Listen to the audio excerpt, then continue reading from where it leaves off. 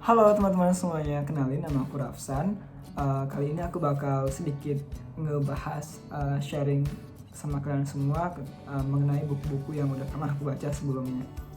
Dan oh ya, disclaimer dulu, ini aku bukan review buku ya teman-teman. Ini lebih ke aku bagi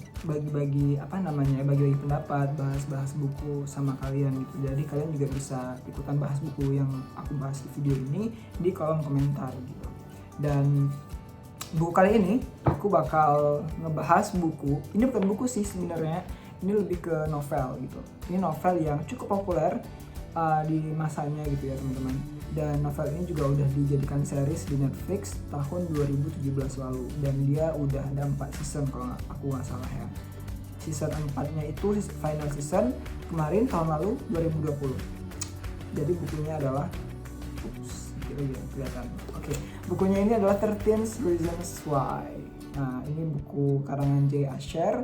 Dia punya halaman 323 halaman teman-teman, yang bisa dibilang tebal tapi bisa dibilang juga tipis gitu ya, tergantung dari tergantung dari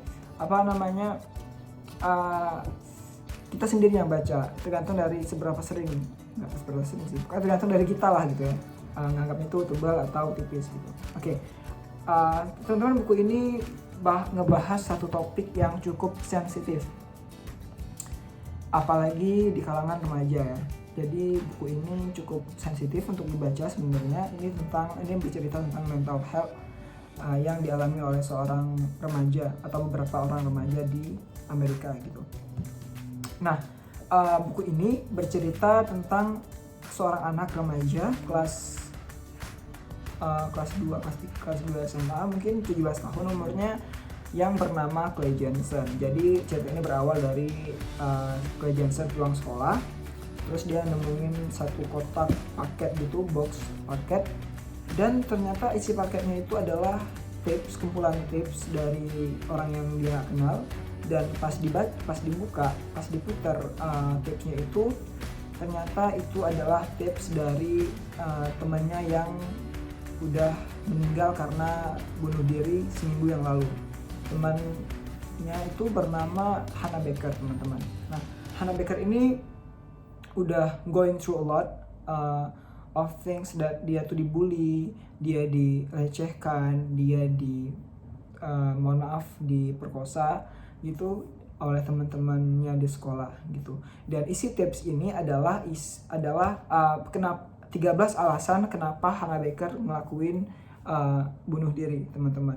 Dan si Clay Jensen ini yang notabene-nya adalah anak-anak baik, anak-anak anak-anak yang alim. Kalau kita bahasa Indonesia, anak-anak yang alim di sekolah, dia merasa terkejut gitu. Kenapa aku bisa ada di buku di tips ini gitu? Kenapa aku bisa terlibat dalam membunuh orang lain, membunuh temannya sendiri gitu? Padahal Clay Jensen ini anak yang cukup baik, cukup innocent, cukup pintar di sekolah, dan juga berprestasi gitu. Si Clay Jensen ini juga, dia selain dia, walaupun dia pintar, walaupun dia berprestasi di sekolah, walaupun dia anak baik, anak cupu, ramah ke semua orang, tapi dia ada sedikit sedikit mental issue di diri dia, di pribadi dia. Dia mengidap seperti anxiety, kecemasan dan depresi di dalam novel ini gitu. Dan tentu rekaman dari Hannah Baker itu membuat dia semakin ke-trigger mental issue yang ada di dalam diri dia, sehingga itu membuat dia kewalahan dalam ngecerna si tips ini, si rekaman dari si Hannah Baker ini. Dan akhirnya di dalam buku ini si Clay Jensen ini dia cari tahu nih, teman-teman. Dia cari tahu semuanya. Dia cari tahu semua hal yang ada di dalam tips itu, semua orang yang ada di dalam tips itu. Jadi ada 13 orang yang direkam, yang menjadi alasan kenapa si Hannah ini bunuh diri, termasuk si Clay Jensen itu sendiri, teman-teman. Jadi si Clay ini cari tahu, dia, kenapa sih aku ada di dalam tapes itu gitu, karena dia sebenarnya bersikap baik-baik aja ke si Hannah Baker. Nah sampai situ teman-teman, sampai situ aku ngasih sinopsisnya karena mungkin kalian juga ada yang belum baca, jadi lebih baik aku stop dulu kasih ininya sinopsisnya karena takut spoiler gitu ya teman-teman. Dan sekarang aku bakal bahas ke moral story yang bisa aku petik, moral value yang bisa aku petik dan bisa aku bagikan ke teman-teman semuanya.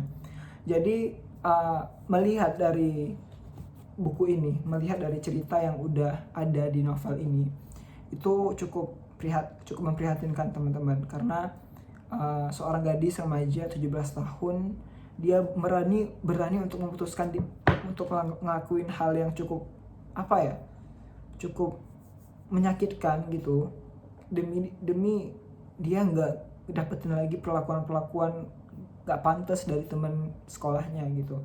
Dan jujur itu membuat aku sedikit sedih, sedikit emosional gitu, karena kita semua di sini, aku yakin kita semua di sini pasti punya masalah yang sama mengenai mental issue itu sendiri gitu. Tapi aku harap banget kita nggak ngelakuin hal yang sama kayak Hannah Baker ini. Jadi novel ini novel fiksi ini dikarang ini untuk kasih tahu ke seluruh dunia kalau mental health itu ada, kalau bully itu nggak benar, pelecehan itu nggak benar gitu. Dan hal yang bisa aku petik lagi dari buku ini, atau bisa aku bilang poin yang paling penting yang aku dapat dari novel ini adalah sekecil apapun perkataan orang lain yang dilontarkan ke kita, atau sedikit kecilnya perkataan kita yang kita lontarin ke orang lain, itu bakal mempengaruhi dia sampai kapanpun gitu teman-teman. Apalagi di usia remaja 17, 16, 18, 20 tahun yang memang tingkat pencarian jati dirinya itu sangat tinggi di umur segitu gitu. Jadi yang aku mau tekanin di sini adalah baiklah sama perasaan orang lain. Terus kita harus nge-treat orang lain tuh baik gitu. Jangan, pokoknya yang ngebuat Hannah Baker ini bunuh diri itu salah satunya gitu teman-teman, perkataan orang lain yang mungkin mereka yang ngatain Hannah Baker itu cuma ngatain sekelas, ngatain secuil kata-kata yang mungkin cuma 2 atau 3 kata, tapi itu berefek sampai Hannah Baker bunuh diri teman-teman. Dan kita nggak mau hal itu terjadi, kita nggak mau itu terjadi lagi di seluruh dunia, apalagi di Indonesia. Nauzubillah min dzalik, jangan sampai ya teman-teman hal itu terjadi. Karena aku lupa data terakhir orang-orang bunuh diri, tapi banyak sekali orang-orang di Indonesia yang ngelakuin hal yang sama kayak Hannah Baker. Itu masih yang terdata ya, ini belum lagi kita bicara yang tidak terdata gitu. Jadi intinya be good to everyone, yang apalagi orang dekat kita. Jangan sampai sedikit kata-kata kita itu membuat dia terpengaruh, mempengaruhi dia sampai seumur hidup dia. Jangan sampai teman-teman, karena itu benar-benar bisa mempengaruhi mental health seseorang. Oke?